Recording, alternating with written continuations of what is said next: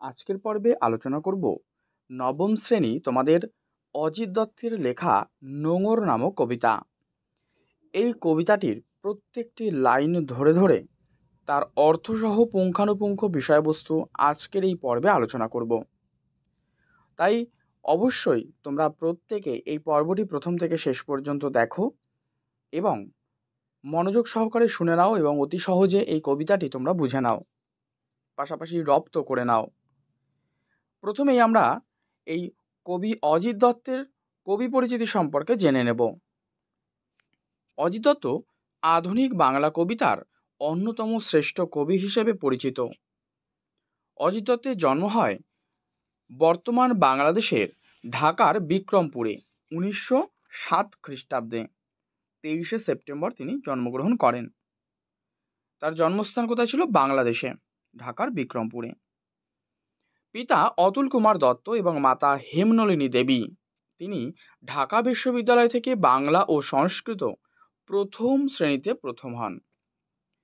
কবি বুদ্ধদেব বসুর সঙ্গে একযোগে প্রগতি পত্রিকা সম্পাদনা করেন এবং কল্লোল সাহিত্য গোষ্ঠীর অন্যতম লেখক এই অজিত দত্ত কবিতা পত্রিকার সূচনা থেকেই ছিলেন। আর তার যে বিখ্যাত কাব্যগ্রন্থ সেগুলি হলো কুসুমের মাস, পাতালকন্যা, নষ্ট চাঁদ, ছায়ার আলপনা, সাদা মেঘ, কালো পাহাড় ইত্যাদি। এছাড়াও তিনি বাংলা সনেট বা চতুর্দশপদী কবিতা রচনায় তিনি কিন্তু বিশেষ পারদর্শিতা দেখিয়েছিলেন। কবির 1979 খ্রিস্টাব্দে কলকাতায় জীবনাবসান ঘটে। 1979 খ্রিস্টাব্দের 30শে সেপ্টেম্বর। ঠিক আছে, 30শে সেপ্টেম্বর। আচ্ছা, সেপ্টেম্বর নয়, এটা ডিসেম্বর হবে। 30শে ডিসেম্বর পরলোকগমন করেন। এই যে পাঠ্য কবিতাটি নোঙর, তার উৎস হলো সাদা মেঘ কালো পাহাড়। তোমরা এইটা ভালো করে পড়বে যেন একটুও ভুল না হয়। তো রোমান্টিক কবি অজিত দত্তের রচিত সাদা মেঘ কালো পাহাড় কাব্যগ্রন্থ থেকে নোঙর কবিতাটি কিন্তু নেওয়া হয়েছে। ঠিক আছে, এবারে এই কবিতাটার প্রত্যেকটা লাইন ধরে তার অর্থ সহ আমি আলোচনা করছি, অবশ্যই শুনে নাও। দেখো, তোমাদের এখানে প্রথমেই দেওয়া রয়েছে পাড়ি দিতে দূর সিন্ধু পারে, নোঙর গিয়েছে পড়ে তটের কিনারে। ঠিক আছে, তো এই যে লাইনটা রয়েছে এই লাইনের মধ্য দিয়ে বলতে চাইছেন যে কবি দূর সিন্ধু পারে পাড়ি দেবেন। অর্থাৎ কবি অজিত দত্তের রোমান্টিক যে মন তা দূর সাত সমুদ্রে পাড়ি দিতে চায়, কিন্তু বাস্তবে বা বাস্তব জীবনে তীরের ধারে নোঙর পড়ে গেছে, অর্থাৎ কবি মন বাধা পড়ে আছে জীবনের দায় দায়িত্ব ও মায়ার বন্ধনে। তাই বলছে যে নোঙর গিয়েছে পড়ে তটের কিনারে। সারা রাত মিছে দাঁড় টানি, মিছে দাঁড় টানি। তার মানে সুদূরের হাতছানি কবিকে চঞ্চল করে তোলে। তো যাই হোক, সারা রাত তিনি দাঁড় টেনে নোঙরের বাঁধন ছিঁড়ে জীবনতরীকে কিন্তু গন্তব্যে নিয়ে যাওয়ার ব্যর্থ চেষ্টা করেন। তাই বলছে মিছে দাঁড় টানি, কারণ সে তো আর এগোবে না। না, জোয়ারের ঢেউগুলি ফুলে ফুলে ওঠে, এ তরিতে মাথা ঠুকে সমুদ্রের দিকে তারা ছোটে। মানে জোয়ারের ঢেউগুলো ফুলে ফুলে ওঠে, কবির যে নৌকা সেই নৌকার মাথা ঠুকে সমুদ্রের দিকে ছুটে যাচ্ছে। অর্থাৎ এটাকে এইভাবেও বলা যায় যে নানা স্বপ্ন কল্পনা ইচ্ছে জোয়ারের ঢেউয়ের মতো কবির মনের দরজায় কিন্তু মাথা ঠুকে ব্যর্থ হয়ে ফিরে যাচ্ছে। স্রোতের প্রবল প্রাণ করে আহরণ। আচ্ছা, তারপর ভাটার শোষণ, স্রোতের প্রবল প্রাণ করে আহরণ মানে নিশ্চেষ্ট হতাশ হয়ে পড়েন।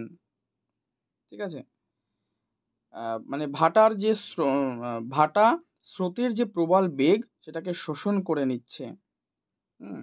জোয়ার ভাটায় বাধা এই তটের কাছে, আমার বাণিজ্য তরী বাধা পড়ে আছে। জোয়ার ভাটায় কবির যে বাণিজ্য তরীখানি সেটি তীরে বাধা পড়ে আছে। অর্থাৎ জোয়ার ভাটায় বাধা, উত্থান পতনময় এই যে জগৎ সংসারে কবির বাণিজ্য তরী অর্থাৎ জীবন কিন্তু বাধা পড়ে আছে। ঠিক আছে, যতই না দাঁড় টানি যতই মাস্তুলে বাঁধি পাল, নোঙরের কাছি বাঁধা তবু এ নৌকা চিরকাল। মানে কবি যতই চেষ্টা করুন সংসারের বাঁধন ছেঁড়ার, যতই স্বপ্ন দেখুন বাঁধনমুক্ত জীবনের, গৃহী কবির জীবন বন্ধনময় হয়েই থেকে যায়।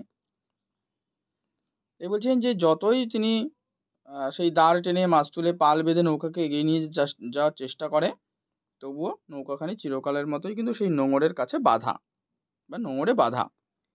নিস্তব্ধ মুহূর্তগুলি সাগর গর্জনে ওঠে কেঁপে, স্রোতের বিদ্রুপ শুনি প্রতিবার দ্বারের নিক্ষেপে। নিস্তব্ধ মুহূর্তগুলো কি সাগর গর্জনে কেঁপে উঠছে, হ্যাঁ, দ্বারের নিক্ষেপে স্রোতের যে বিদ্রুপ সেগুলো কবিকে শুনতে হচ্ছে। অর্থাৎ বলছে সময়ের স্রোত তাকে বিদ্রুপ করে, তবু কবির স্বপ্ন কিন্তু থামে না। তাই বলছে যতই তারার দিকে চেয়ে করি দিকের নিশানা, ততই বিরামহীন এই দ্বার টানা। ঠিক আছে, মানে তবু কবি আকাশের তারার দিকে তাকিয়ে বিরামহীন সেই দ্বার কিন্তু টেনে চলেছেন। তড়িভরা পণ্য নিয়ে পাড়ি দিতে সপ্ত সিন্ধু পাড়ে, নোঙর কখন গিয়ে জানি পড়ে গিয়েছে তটের কিনারে, সারা রাত তবু দ্বার টানি তবু দ্বার টানি।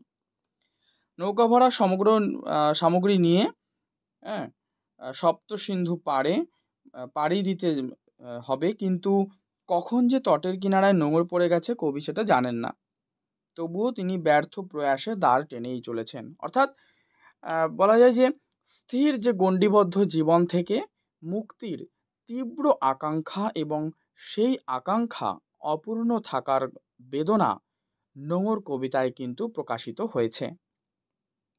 তো এইটা ছিল প্রত্যেকটা লাইন ধরে আমি বিষয়বস্তুটা তোমাদের আলোচনা করলাম। অবশ্যই এই বিষয়বস্তুটি খুব সহজে তোমরা বুঝে নিতে পারবে। তো পর্বটি কেমন লাগলো অবশ্যই কমেন্ট করে কিন্তু তোমরা প্রত্যেকে জানাবে। আর পর্ব ভালো লাগলে অবশ্যই লাইক করবে, শেয়ার করবে, চ্যানেলে নতুন হলে কিন্তু সাবস্ক্রাইব করে রাখবে। এর পাশাপাশি দেখো আমি এখানে 10টা তোমাদের এমসিকিউ প্রশ্ন আলোচনা করে দিচ্ছি। অবশ্যই এগুলো একবার দেখে নাও যে নোঙর কবিতাটির রচয়িতাকে। তো আমরা তো জেনে গেলাম যে নোঙর কবিতাটির কবি হলেন অজিত দত্ত। নোঙর কবিতাটি অজিত দত্তের কোন কাব্যগ্রন্থ থেকে নেওয়া হয়েছে? কোথা থেকে নেওয়া? সাদা মেঘ কালো পাহাড়। অজিত দত্ত যে ছদ্মনাম ব্যবহার করে প্রবন্ধ লিখতেন, উত্তর করো যে অজিত দত্ত রৈবতক।